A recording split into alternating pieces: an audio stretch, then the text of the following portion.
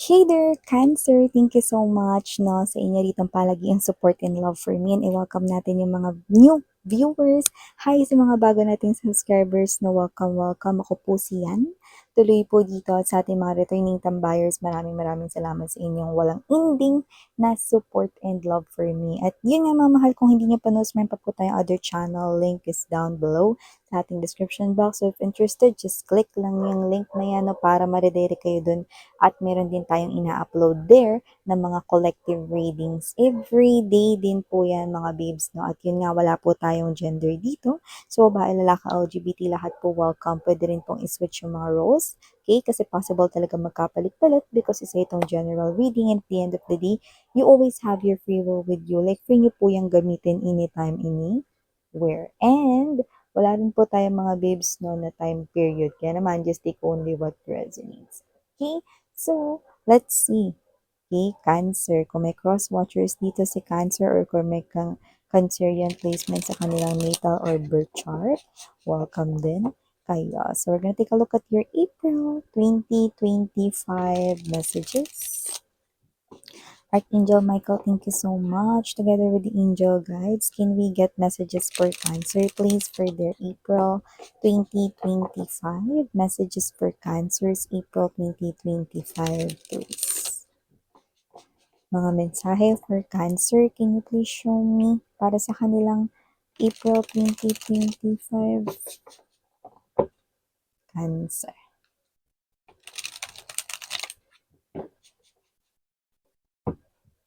Okay, so let's go ahead and check this mga messages for you, Cancer, no? So, para sa inyong Abril 2025, you do have here the energy of the Six of Coins. Also have here for you, Cancer, the Eight of Coins. Nandito din mga babes ang Five of Swords. Here then, ang Five of Pentacles. Okay? Could be seeing a lot of number fives but doesn't have to be. You also have here the Two of Wands. Nandito din ang King of Wands. Present din ang Two of Coins and the Queen of Wands energy. Bottom of the deck, we have here the Transformation, the Mentor, and the Wheel. Yan. Three major arcanas, ha? Bottom of the deck. So, talaga naman mga babes, no, big message yun for you guys, no? So, Cancer, so nakikita ko dito para sa inyong April 2025. Mukhang meron dito, no, na isang different pathway at pwedeng hindi ito masyadong nagbibigay ng comfort sa'yo. So, parang kinakailangan mo ritong lumabas actually, no? Sa inyong comfort zone, no? It's like an opportunity na bigla na lang ditong magnanak sa inyong door. Yan ang nakikita natin dito, Cancer.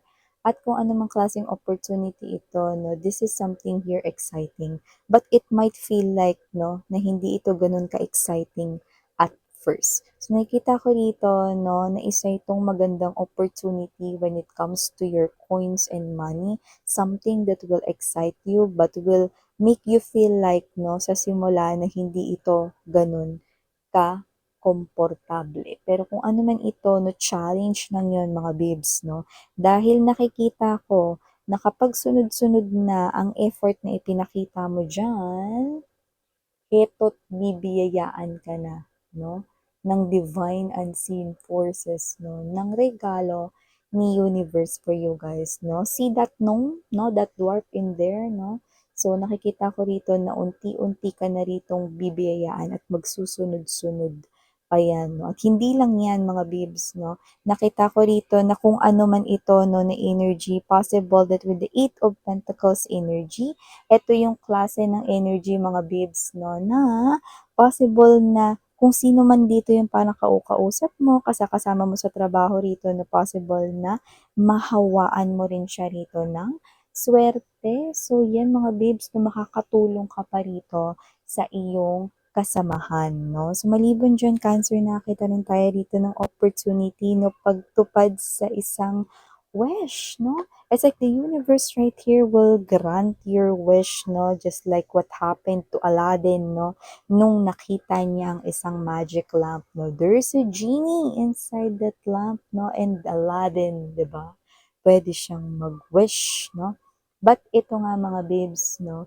Ito yung klase ng wish na kailangan talaga pinag-isipan mong mabuti, no? Kaya nga, no, be careful what you wish for cause you just might get it. So, posible mga babes, no, na yung hiniling nyo to noon, no, na mukhang ngayon ay mabibigyang katuparan na rito, no. Some might be happy kasi ito ay gusto pa rin nila, no. Pero yung iba, ha, nakita ko rito, no, na posibleng sobrang tagal na ng wish na yan, na posibleng yung iba sa inyo, hindi nyo na yan gusto, no. Pero may hatid pa rin yan na lesson, no, for you guys, no. Others might be happy pag na-receive nila yan, no? And others might feel like, ay, parang hindi na ito yung masyado kong gusto or ay, parang hindi ko na to gusto, yan, no? But be grateful pa din kasi kung ano yan, no? It will take you to that another wish, no? The more you're grateful, the more the universe, no, will give or pour you blessings, no? So watch out, no? There's another wish na matutupad for you, Cancer. So, yan mga babes, no? Nakikita ko dito yung iba, ha? Eto, hindi to para sa lahat, no? Pero yung iba ba dyan, parang feeling ninyo malapit na kayong makipag-separate sa inyong person or feeling ninyo malapit na hiwalayan kayo ng inyong person dito, no? Nakita ko na meron siya ritong iba. Yan, no? Yung iba dinidinay niya yan, tinatago niya pa rito, no? Nakita ko dito na meron siya ritong ibang pinuntahan. Tumawid siya rito sa isa pang koneksyon. Yung iba, tumalon. Nagulat na lang kayo na biglang siya nakipaghiwalay, no? Sabi lang niya, biglang hindi na lang daw kayo magkita or whatever, no? Yung iba, boyfriend, girlfriend ninyo, no? Yeah, tama kayo, no? Meron talagang naging hadlang dito. Ang dahilan kung bakit kayo ay nag-away at hindi na nagkaayos, no? So, yung iba, okay, this is something here na nangyari na, no? Kaya naman, just take only what resonates, no? Para sa nangyari na ito, nakita ko mga babes, no, na itong tao na to, no, ay posible rito na i-message kayo sa inyong social media or kung hindi sa social media, pwedeng sa text message yan. Kung sino man yan, Cancer, nakita ko rito, no, na meron siya ritong hihingi na pabor sa inyo. No. Ewan ko lang kung pagbibigyan nyo siya rito, no, yung iba may anak kayo sa kanya, yung iba naman wala. Pero, siya ito, nakikita ko rito na may gana pa talagang humingi ng pabor dito, no. Pero yung pabor, parang nakikita ko rito, no, na ang energy niyo diyan is ang kapal naman ng mukha nito. Ganun yung energy niyo diyan, no? So, kung ano man yung ibig niyong sabihin dun, isa lang ang tinutumbok nun, no? Parang may energy pa siya rito na parang may gana pa talaga siyang hingin tong pabor na to, ah. Yan, 'di ba? So, kung ano yan mga babes, no, kayo na ang humusga. At nakita ko ng energy rito yung iba ha, medyo tagtipid kayo nung nakaraan, Cancer na pero matatapos na yan. Five of Pentacles energy, Queen of Wands right here. Meron ako nakikita rito, no, na opportunity para, no, isang makulay na opportunity dito, no? At mukhang ang opportunity na to, no, ay manggagaling doon sa isang person, no, na hindi kayo gano'n ka-close, pero hindi naman siya bad person. Possible lang din na hindi mo pa siya gano'n kakilala kasi hindi nga kayo laging nag-uusap, pero baka matagal na siyang nasa life mo. So, hindi ko naman napipick up na siya ay may love interest sa'yo. Pero possible kasi mga babes, no, kung sino man siya rito, this person is someone na hindi kayo gano'n ka-close, pero sa kanya manggagaling yung golden opportunity. So, nakikita ko dito, no, na itong opportunity na to, once you grab it, magbabago rito, no, dramatically ang energy ng inyong pananalapi, no? So, nakikita ko rito yung energy na posibleng makilala ka, pwedeng negosyo yan, no? Dumami yung iyo ritong buyers, customers, ganun yung energy, no? So, pwedeng yan ay partnership sa negosyo or dito sa small business na ito.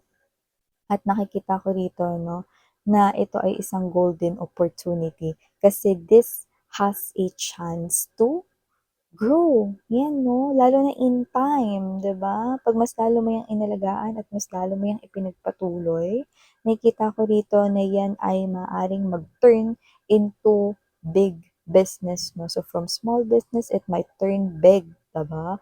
Or from this small opportunity, it might be big. Kaya nga sinabi ko sa inyo, golden opportunity 'no, and no wonder this is Gold Deluxe, 'di ba? Gold Deluxe, 'no? Ito kasing gamit ko no is Fairy Tale Tarot deck, mga babes, 'no? Kaya naman, yan, 'no? So, bongga. So, maliban diyan, nakakita rin ako dito ng energy, mga babes, 'no?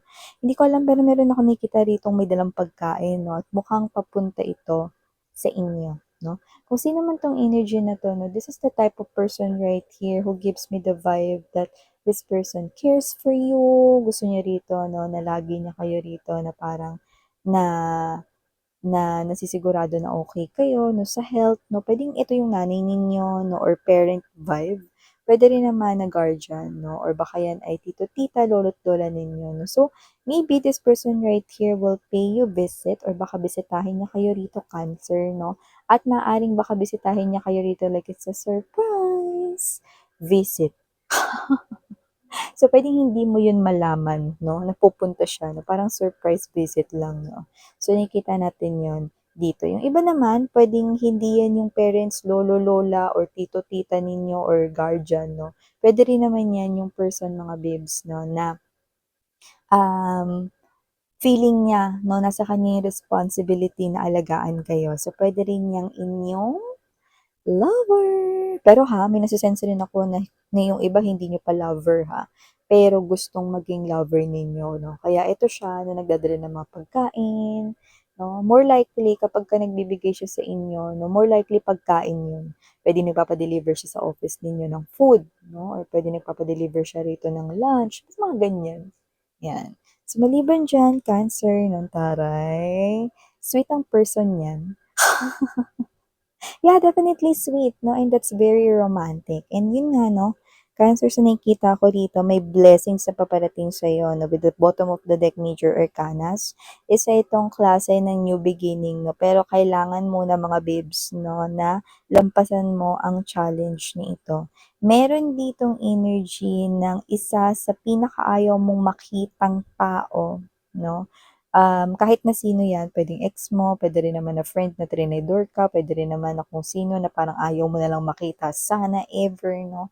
Pero siya yung huling challenge dito bago ka mag-start ng wonderful new beginning. Yung iba wonderful new beginning yan sa love, yung iba naman wonderful new beginning right here 'no, sa kanyang life in general 'no. So, kahit alin dun 'no.